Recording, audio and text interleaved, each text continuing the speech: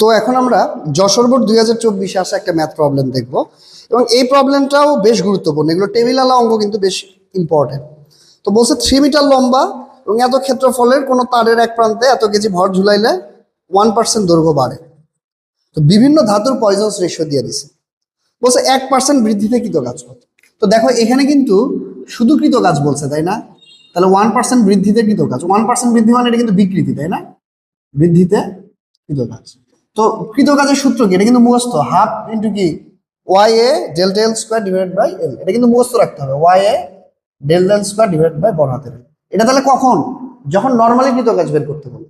আর যদি একক আয়তনে বলে তখন হচ্ছে হাফ গুণন পীড়ন গুণন বিকৃতি। তো এখানে তো সবই দেয়া আছে আমার মনে হয়। এখানে এই যে তোমার হচ্ছে ধাতব তারের এক প্রান্তে, হ্যাঁ এক প্রান্তে এটা দিচ্ছে, দিয়ে বলছে। এখন এখানে একটা ঝামেলা করছে, দেখো ঝামেলাটা হচ্ছে ওরা এখানে তোমার হচ্ছে লম্বা মানে লেন্থ দিয়ে দিছে, ক্ষেত্রফল দিয়ে দিছে ওকে 10 কেজি ভর ঝুলাইছে, মানে এফ দিয়ে দিছে। এফ হচ্ছে কত? 10 কেজি। তো 10 ইন্টু 9.8 দ্যাট ইজ হচ্ছে 98 নিউটন। ওকে, এবং দৈর্ঘ্য 1% বাড়ছে, তাহলে ডেল্টা এল দিয়ে দিছে। ডেল্টা এল হচ্ছে তাহলে কত? 3 মিটারের কত পার্সেন্ট বলো তো? 1, তাহলে 0.01 দ্যাট ইজ হচ্ছে 0.03 মিটার। দিয়ে দেখো ওয়াই এর ভ্যালু দিয়ে দেয়নি। ওয়াই এর ভ্যালু কি দিয়ে দিছে? ওয়াই এর ভ্যালু না, ওয়াই এর ভ্যালু দিয়ে দেয়নি। তাইলে এখন বুদ্ধি কি? কথা হচ্ছে যদি ইস্পাত বলতো না, আমি সরাসরি ধরে নিতাম 2 ইন্টু 10 টু দ্য 11। ইস্পাত কি বলছে এখানে? না, ইস্পাতও বলেনি, খালি বলছে ধাতব তাপ। তাহলে একটা বুদ্ধি করি আমরা। কি বুদ্ধি? এই ওয়াইটা এখান থেকে সরানোর চিন্তা করি। তো ওয়াই কি সরানো যাবে? হ্যাঁ যাবে। কেমন, কেন যাবে না? আমরা কি জানি বলো তো? ওয়াই সমান কি? এফ এল নিচে কি এ ইন্টু ডেল্টা এল। তাহলে এটা আমি এখানে একটু বসাই দেখি কি অবস্থা হয়।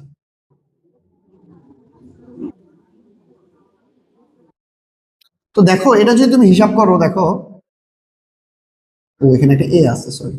তাহলে যে এ কেটে যাবে, এল এল কেটে যাবে, ডেল্টা এল কেটে যাবে, যাই কি থাকবে half into F into delta L.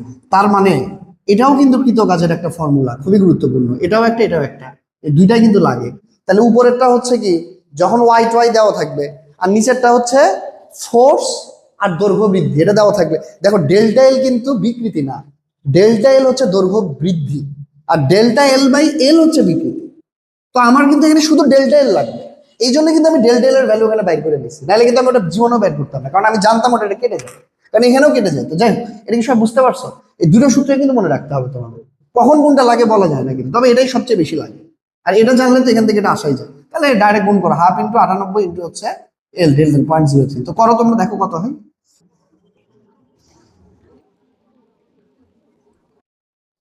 তাহলে এটা আসতেছে 1.47 জুল। তাহলে আমার কিন্তু ডাব্লু চলে আসলো 1.47 জুল, বুঝলেন? দেখেন, এবার সেকেন্ড প্রশ্ন বলছে তারটি কোন উপাদানের তৈরি এবং আমাকে উদ্দীপকের 3টা পদার্থের পয়জনস রেশিও দিয়ে দিছে। তো এই পয়জনস রেশিও থেকে আমাকে বলতে হবে যে এই তারটা কোন উপাদানের তৈরি। তো তার মানে আমাকে এই তারের পয়জনস রেশিও বের করতে হবে, তাই না? কিভাবে বের করা যায় একটু দেখো, এই সবাই বুঝছো? খেয়াল করো।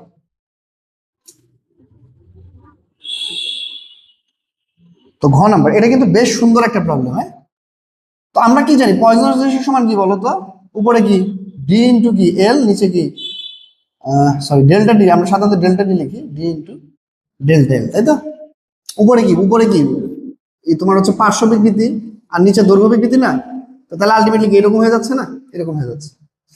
তো এখন আমার এই জায়গায় খেয়াল করো, তোমরা একটু যদি ভালো করে দেখো প্রশ্নটা, সবাই একটু প্রশ্নটা পড়ো এবং নিজে করার ট্রাই করো, যদি পারো খুবই ভালো, আর না পারলে দেখো। দেখো ডেল্টা এল এর ভ্যালু আমি জানি, বড় হাতের এল এর ভ্যালু আমি জানি, তাই না? ডেল্টা এলও জানি, ইয়েস, বড় হাতের এলও জানি। আমার লাগবে কি? আমার লাগবে হচ্ছে ব্যাস এবং ডেল্টা ডি। কথাটা বুঝো, মানে আমার পয়জনস রেশিও বের করতে টোটাল 4টা ডাটা লাগে। একটা হচ্ছে ডেল্টা ডি বাই ডি, একটা হচ্ছে এল বাই ডেল্টা এল। তো আমি এল জানি, এল 3 মিটার দিয়ে দিছে। আমার কি বলো ওটাকে, ডেল্টা এল আমি বের করে ফেলছি, এটাও বলে দিছে। এখন আমাকে ডেল্টা ডি বাই ডি বের করতে হবে। তো কি করা যেতে পারে? খেয়াল করো, আমি আমাকে কিন্তু এখানে ক্ষেত্রফল দেওয়া আছে, দেখো আমি কিন্তু দেখতে পাচ্ছি ক্ষেত্রফল দেওয়া আছে। আমরা কিন্তু জানি ক্ষেত্রফলের সূত্র কি, পাই আর স্কোয়ার না? ক্ষেত্রফল কত দিচ্ছে? 4 ইন্টু কত দিচ্ছে? এটা 10 টু দ্য পাওয়ার কত লেখা বুঝতে পারছি না, 10 টু দ্য -6 আছে। তাহলে যে আর হচ্ছে এখান থেকে বের হবে। আচ্ছা বা আর লেখো R1, একটা তারিখ তো আর R1 লিখে লাভ কি? তো যাই হোক, তাহলে এখান থেকে 8টা বের হবে।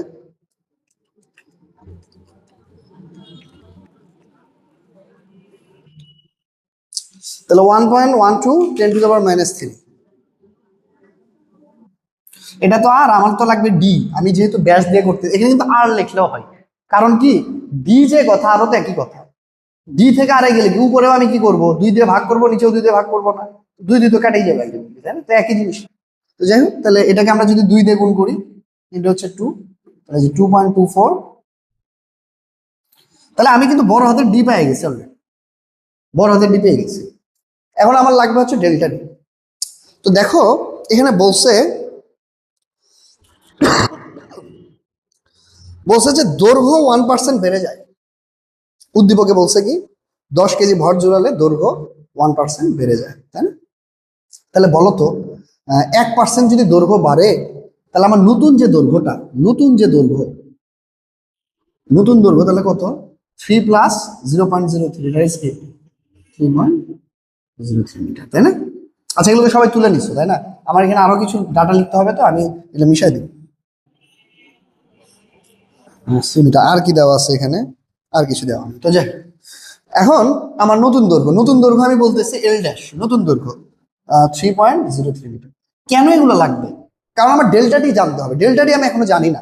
ডেল্টাটি হচ্ছে ব্যাসের পরিবর্তন, এগুলো মিশে দিলাম। তো ব্যাসের পরিবর্তনটা কই থেকে আসতেছে? খুব স্বাভাবিক কথা রে ভাই। মনে করো কি দিয়ে দেখে আমার কাছে,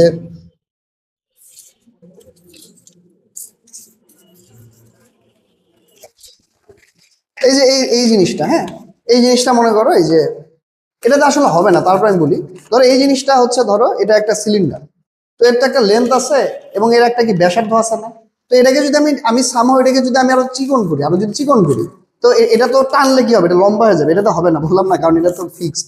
তো এটা যখন লম্বা হয়ে যাবে, তখন খুব স্বাভাবিকভাবে কি হয়ে যাবে বলতো? এই যেটা আমি একটু আগেও দেখাইছি, যে এটাকে যখন আমি ফোর্স দিয়ে লম্বা করতেছি টেনে, তখন ওর ব্যাসার্ধ কি হচ্ছে? কমে যাচ্ছে না? ব্যাসার্ধ বা ব্যাস কমে যাচ্ছে। তো আমার এটাই লাগবে, এই যে ব্যাস কমছে বা ব্যাসার্ধ কমছে, এটাই হচ্ছে ডেল্টা ডি। কতটুকু কমছে? দেখো খুবই ট্রিকি একটা প্রশ্ন। এটা কই আসছিল? এই প্রশ্নটা গত বছরে, এটা কত সালে আসছিল? আরে আবার হারিয়ে গেছে। ও, এটা হচ্ছে যশোর বোর্ড 2024 আসছিল, তাই না? আচ্ছা, আমি একটু বের করি, হ্যাঁ, প্রশ্নটা বের করি। হ্যাঁ, যশোর বোর্ড 2024 আসছিল। তো খেয়াল করো, খুবই ট্রিকি একটা প্রশ্ন। তাইলে আমি এখন কেমনে বের করব?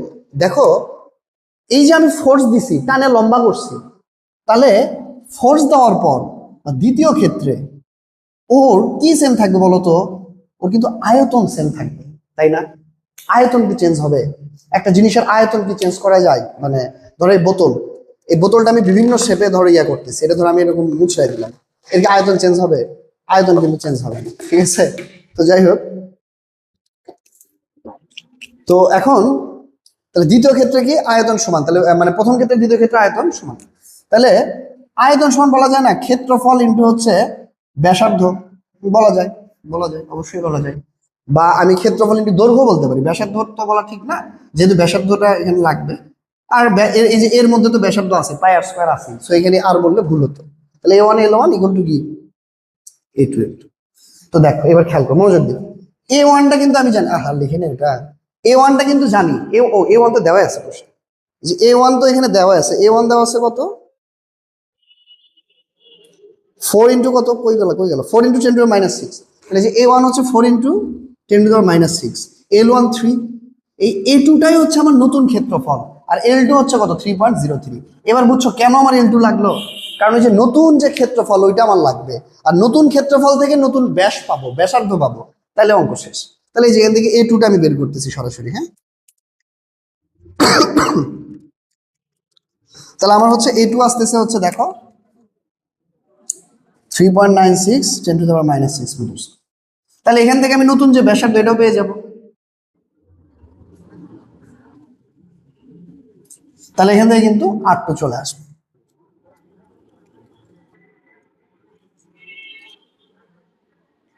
তাহলে যে R2 আসলো হচ্ছে 1.1227 - 3 মিটার।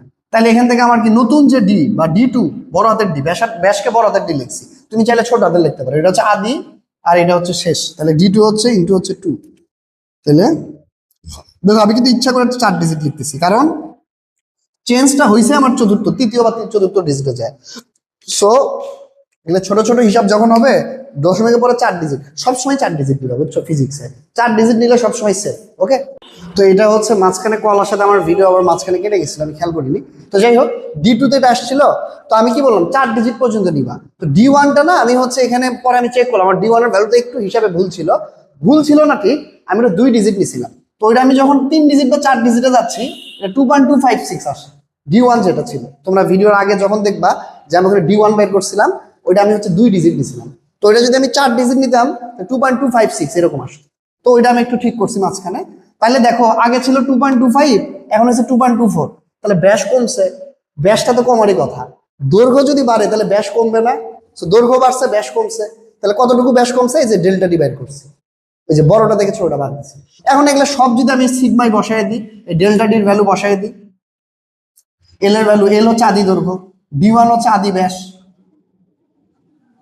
আর ডেল্টা এল হচ্ছে কি দৈর্ঘ্য বৃদ্ধি 0.03। তাহলে এগুলো হিসাব করলে আমি এটা করছি অলরেডি, যেহেতু মাঝখানে একবার করছিলাম 0.48 আসে। তো এখন তুমি যদি উদ্দীপকে দেখো যে এখানে 3টা পয়জনস রেশিও দেওয়া আছে, একটা দেওয়া আছে 0.22, একটা দেওয়া আছে 0.33, আর একটা দেওয়া আছে 0.44, যেটা হচ্ছে সীসার। তো একটা এর সাথে মেলে নাই, তবে কাছাকাছি গেছে কোনটা, যা 0.44 এর নিকটবর্তী। তার মানে এটা কিসের তৈরি? এটা হচ্ছে সীসার তৈরি। বোঝা গেল? ক্লিয়ার? খুবই ইম্পর্টেন্ট প্রশ্ন এবং খুবই ব্যতিক্রম ধরনের প্রশ্ন কিন্তু এটা। এই ধরনের প্রশ্ন আসতে পারে কিন্তু, এবং এগুলো কিন্তু কনসেপ্ট ক্লিয়ার থাকতে হবে একটু, তাছাড়া পারবা না। তো আশা করি সবাই এটা বুঝছো।